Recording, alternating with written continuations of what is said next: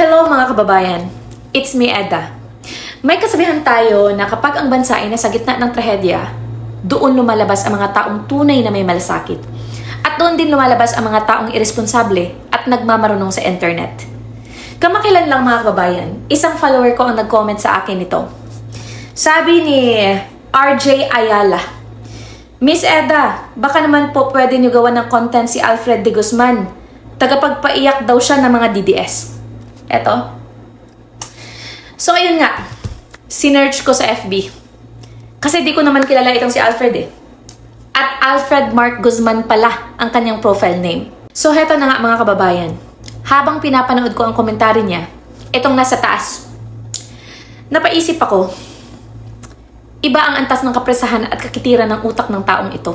Hello sa'yo, Alfred. Nanood ako ng video mo at literal na nakakaawa ang kalagayan mo. Kaya ngayon, hindi lang natin himayin ang mga sinabi mo. Tuturuan kita kung paano mag-isip ng tama. Dahil halatang halata na napag-iwanan ka na ng panahon. Shout out sa'yo kay Alfred Mark Guzman na Pinoy sa Canada, aka tagapagpaiyak ng mga didilis ko, no? Sa iyong vlog, tinawag mong bobo at may sayad ang ating pangalawang pangulo. Dahil lang sa paglabas niya ng opisyal na pahayag ukol sa mass shooting sa Tacloban City. Alfred! Saan nanggagaling ang ganyang kalaking tapang mo para hamakin ang isang leader na nag-aalala sa kaligtasan ng mga estudyante? Sabi mo pa sa video mo, terorista ba ang mga yan? NPA ba ang mga yan para i-surveillance? Alfred, huy! Seryoso ka ba? Ganit ba talaga katuyo ang utak mo pagdating sa usaping seguridad? Sabi mo pa, isolated crime lang yan na ginawa ng mga siraulong kabataan. Wow! Napaka-slow at napakababaw ng pangunawa mo sa batas at seguridad. Ang akala mo ba ang intelligence gathering ay para lang sa mga may hawak na bandila sa bundok? Ang intelligence work ay ginagawa para malaman kung paano nakakapagpuslit ng Glock 9mm at .38 caliber revolver ang mga kabataan sa loob ng silid-aralan. Ang tinatawag mong isolated crime at away bata ay nag-iwan ng 3 bangkay ng estudyante. Hindi na yan simpleng away bata, Alfred. It is no longer just an isolated crime. It is a critical issue of community safety. No? Ang intelligence gathering sa mga paaralan ay hindi para tiktikan ang mga inosenteng mag-aaral, Alfred. Ito ay para matukoy ang mga banta, matutunan kung saan nagmumula ang mga illegal na armas, at mapigilan ang pagpasok ng mga radikal na impluwensya bago pa man may dumanak na dugo. Pero dahil sarado ang utak mo sa katotohanan, ginagawa mo pang katatawanan ang seryosong usapin ng seguridad.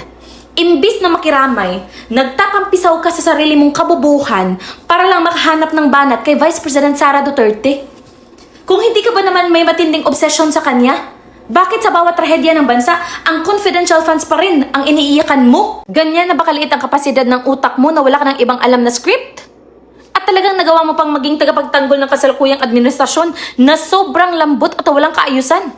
Sa bagay kayo. Pareho kayong reactive at walang direksyon. Maghihintay muna ang gobyernong ito na may dumanak na dugo sa Tacloban bago mag-utos ng kunwaring imbestigasyon.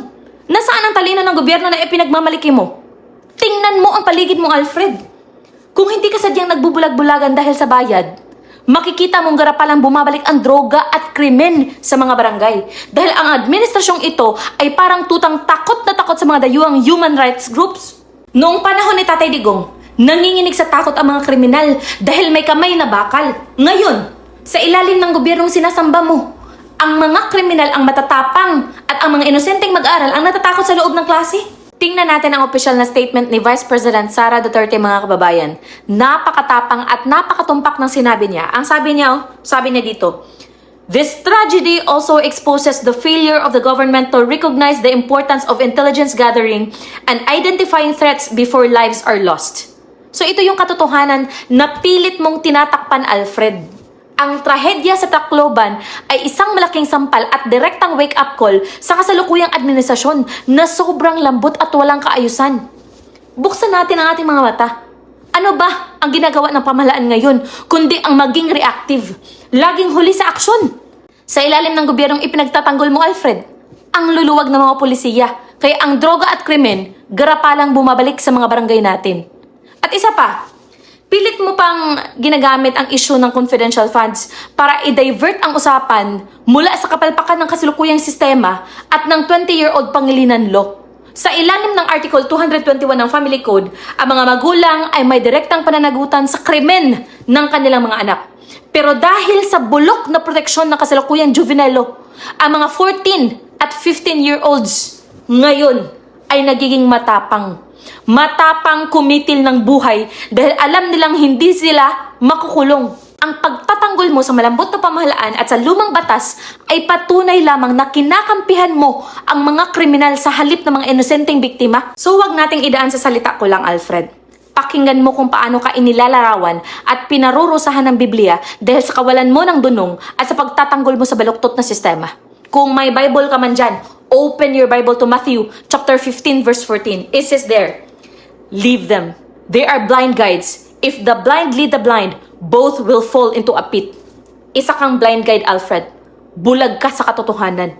Bulag ka sa batas. At pinuno mo ng kamangmangan ang mga nanonood sa iyo. Ang taong tulad mo na nag-aakalang ang hustisya ay laro lamang ay walang ibang patutunguhan kundi ang mahulog sa sarili mong hukay ng kahihiyan. At sabi nga ng Proverbs, chapter 26 verse 4, anong sabi doon? "Do not answer a fool according to his folly, or you yourself will be just like him." Sinasagot kita ngayon, hindi dahil may halaga ang opinion mo, kundi para ipakita sa buong bansa kung gaano kalaki ang kabangmangan mo. Ang pakikinig sa mga vlogger na tulad mo ay pag-aaksaya ng oras dahil wala kang ibinibigay na solusyon, kundi ang maging sip-sip sa malambot na pamahalaan. And Proverbs chapter 17 verse 15 says too, "He who justifies the wicked and he who condemns the righteous are both alike an abomination to the Lord." Ginagawa mong simpleng alitan ang pagpatay sa 3 bata habang inaatake mo ang pahayag ng pangalawang pangulo. Ang pagbibigay mo ng katwiran sa mga irresponsableng sistema at sa mga minor na mamamatay tao ay isang kasuklam-suklam na gawa sa mata ng Panginoon. Sabi nga sa Isaiah chapter 5 verse 20, "Woe to those who call evil good and good evil, who put darkness for light and light for darkness, who put bitter for sweet and sweet for bitter." Kaming mga naghanap ng kamay na bakal at pagbabago sa batas ang pinalalabas mong masama at bobo sa vlog mo, at ang malambot na pamahalaan na pinababayaan ang seguridad ng mga eskwelahan ang pinalalabas mong tama at mabuti. Woe to you, Alfred! Kamatayan ng 3 mag-aaral ang pinag-uusapan, pero ang inuuna mo ay ang pagtatakip sa kapalpakan ng kasalukuyang administrasyon. According to Proverbs chapter 21 verse 15, "When justice is done, it is a joy to the righteous, but terror to evildoers." So bakit takot na takot kayo na ibaba ang edad ng criminal responsibility sa 10 taong gulang sa ilalim ng panukalat ni Senator Robin Padilla? Dahil ba ang tunay na hustisya ay nagdadala ng katakutan sa mga kriminal at sa mga taong kumakanlong sa kanila? Tama ba? Noong panahon ni Tatay Digong, may terror to evildoers. Kaya tahimik ang mga komunidad. Ngayon, dahil sa malambot na pamamahala, ang mga kriminal ay may saya habang ang mga inosente ang natatakot sa loob ng klase. Ecclesiastes chapter 8 verse 11 says, "Because the sentence against an evil deed is not executed speedily, the heart of the children of men is fully set to do evil." So ito yung pinakamalaking paliwanag kung bakit may mga 14 at 15-year-old na nakakapagplano ng pamamaril. Because the sentence is not executed speedily. Dahil alam ng mga kabataang kriminal na protektado sila ng 20-year-old Pangilinan Law at hindi sila makukulong. Ang kanilang mga puso ay nagiging matapang na gumawa ng karahasan. Ang malambot ninyong batas na nagtutulak sa kanila sa kapamakan. Ang dugo ng mga inosenteng estudyante sa Tacloban City ay sumisigaw ng katarungan, mga kababayan. Ecclesiastes chapter 10 verse 16 says, "Woe to the land whose king was a child and whose princess feast in the morning." So ito yung sumpa, mga kababayan, sa isang bansang pinamumunuan ng mga taong parang bata ang pag-iisip, mga pinunong reactive at walang pangil, mga kababayan, at walang seryosong plano laban sa krimen. At ikaw, Alfred, ang nagsisilbing tagapalakpak ng ganitong uri ng pamamahala habang nagdurugo ang ating mga komunidad. Mga kababayan, hindi natin kailangan ang mga irresponsableng vlogger tulad ni Alfred Mark Guzman na ginagawa pang katatawanan at politika ang buhay ng mga bata para lang sa views. We need to support the statement of VP Sara. Baguhin ang batas sa pamamagitan ng panukalat ni Senator Robin Padilla at ibalik ang isang uncompromising iron fist style of leadership, mga kababayan, na may tunay na malasakit sa kaligtasan ng bansa. Ang dugo ng mga inosente sa Tacloban City ay hindi ninyo pwedeng gawing katatawanan o gamitin para sa inyong mababaw na advokasya. We need to tear down the 20-year-old Pangilinan Law, mga kababayan. Ipasa ang batas ni Senator Robin Padilla at wakasan ang malambot na pamamalakad ng administrasyong ito. Gising, Pilipinas!